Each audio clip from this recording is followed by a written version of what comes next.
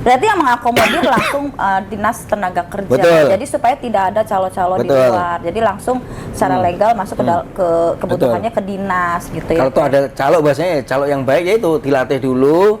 Jadi jasa pelatihan, jasa melatih calon karyawan ini harganya misalnya 1 bulan, mereka terima kok. Oh, calonnya itu bukan sekedar jatuh, tapi membuat lembaga pelatihan, membuat lembaga semacam pelatihan. BLK itu, Bu. Iya, jadi lembaga pelatihannya di desa-desa sendiri gitu. Betul. Daripada jadi calon, mendingan bikin Itu, lembaga iya. pelatihan. Itu namanya gitu. calo yang baik itu, Bu. Yang benar itu, Bu. Iya, benar-benar.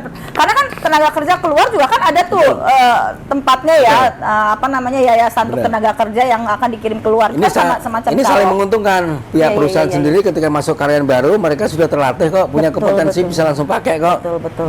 Satu sisi, kata yayasan, kata outsourcing ibaratnya nih, gua udah latih, udah didik ini kok, ketika masuk, siap pakai dong. Nah, makanya kan saling ini, Bu. Iya, gitu. betul.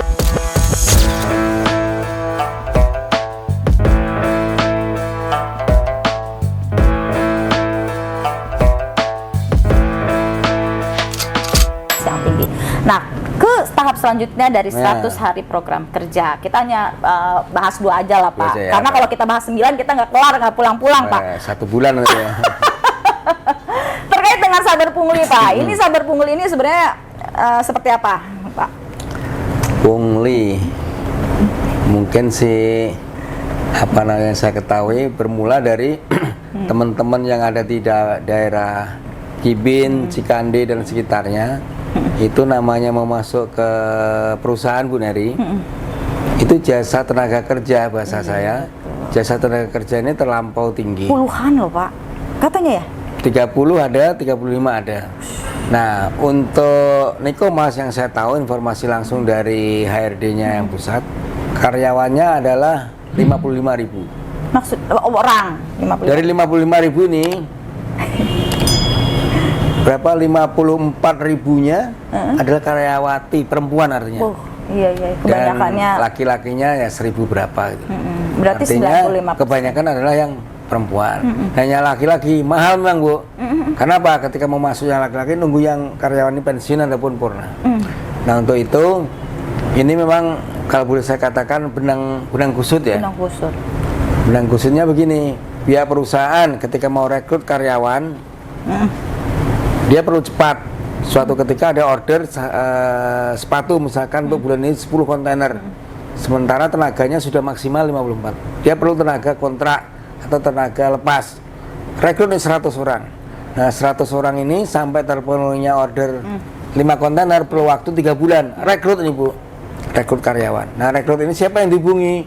Yang cepat. Ya bisa jadi mungkin supervisornya, leadernya, Pak Lurahnya ataupun sekitarnya, sehingga lu mau nggak kerja nih, ada celah bisa langsung masuk nih, siapkan ini, bisa langsung masuk. Nah, ketika masuk di sini, si jasa tenaga kerja ini nyebut mau masuk nggak nih, misalnya 10 juta. Nah, mohon maaf, ketika disebut angka 10 juta, penduduk setempat, warga setempat, desa setempat kan belum siap nih rupiahnya. Nah, ketika ada pendatang, baik yang dari Jawa, dari Lampung, saya udah merantau, sudah sini, nggak kerja kan izin, gimana caranya dapat kerjaan? Nah, telepon keluarganya, siap saya 10 juta. So, nah, ketika masuk, mohon maaf nih, begitu kontrak selesai 2 bulan, 3 bulan, keluar. Nah, terus ini bergilir.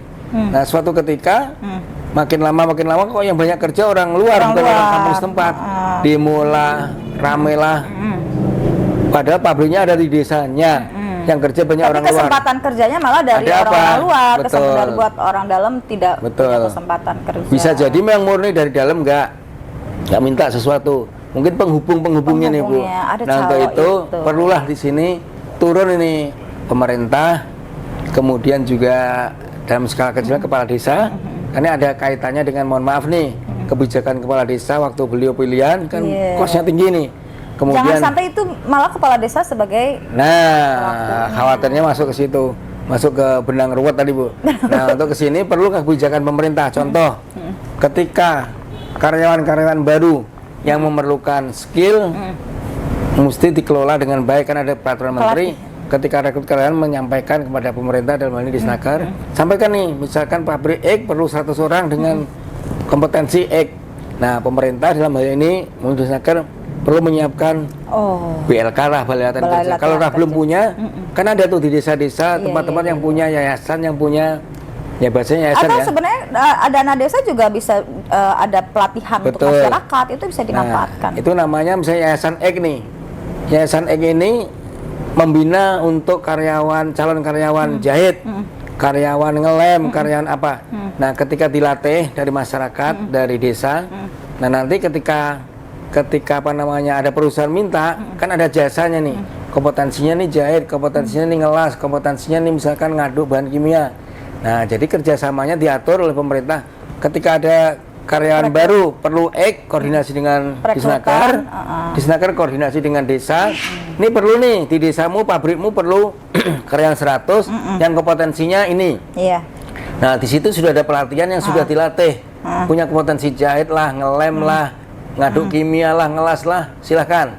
Nah, harus ada kompetensi itu, Bu. Berarti kompetensinya harus sesuai dengan kebutuhan perusahaan, gitu ya, Pak. Betul. Nah, perusahaan nyampaikan ke Disnaker, Disnaker koordinasi dengan apa namanya yayasan apa yang di desa tersebut. Nah, nggak ada, baru desa sekitarnya. Rasanya nanti akan sinergis. Desa setempat yang perlu kompetensi sudah disiapkan.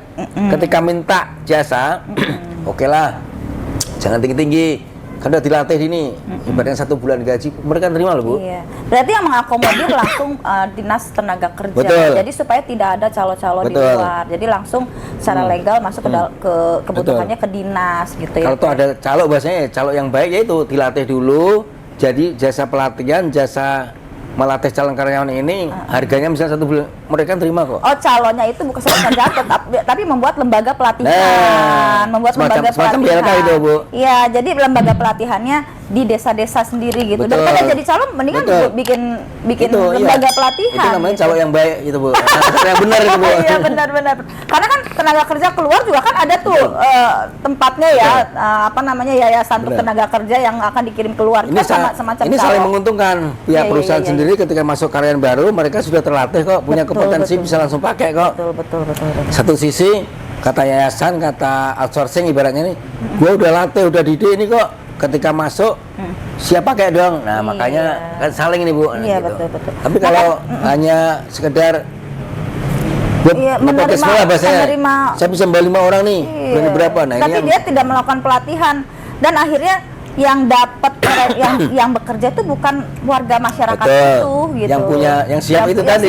Dan punya uang gitu. Nah, kalau misalnya calonnya dia bisa melatih, membuka balai pelatihan kerja untuk ini kan, jadi itu namanya calo yang baik tadi, Bu. Tapi lembaga ya. Lembaga, Bu. Ada namanya yayasan. Kalau bahasa besarnya BLK, latihan kerja, tapi anggaplah yayasan ketika mau ada penyalur lah, kalau penyalur ya, perekrutan, siapkan kompetensi. Ini sudah dilatih, misalnya bisa jahit 1 cm, 5 jahitan. Nanti yang tanda tangan ketua yayasannya sama Disnaker misalnya gitu. Karena selama ini kan memang mungkin belum siap kerja ya. Betul. Di kitanya juga nggak sesuai dengan kebutuhan perusahaan, sehingga tidak bisa masuk ke perusahaan tersebut kan gitu. Dan komunikasinya kan mungkin nggak langsung ke dinas, langsung dari itu tadi karyawannya turun-temurun, sehingga ada orang ordal. Saya minta bagian sekian, saya minta sekian, akhirnya sampai ke bawah banyak rantai sehingga betul. Mungkin itu mungkin Bu Neri. Iya. Wah, sampai akhirnya sampai ke Saber Pungli udah selesai nih. Sungguh menarik sekali ngobrol dengan Bapak ya. Terima kasih banyak, Pak. Jadi menjadi ada inspirasinya ada, terus sosialisasinya ada kepada masyarakat. Nih sangat komplit sekali, paket komplit edisi Camat TV saat ini. Suka-sukanya ada. Suka-suka yang ada, suka-sukanya ada. Nah, terima kasih banyak, Pak, atas waktunya.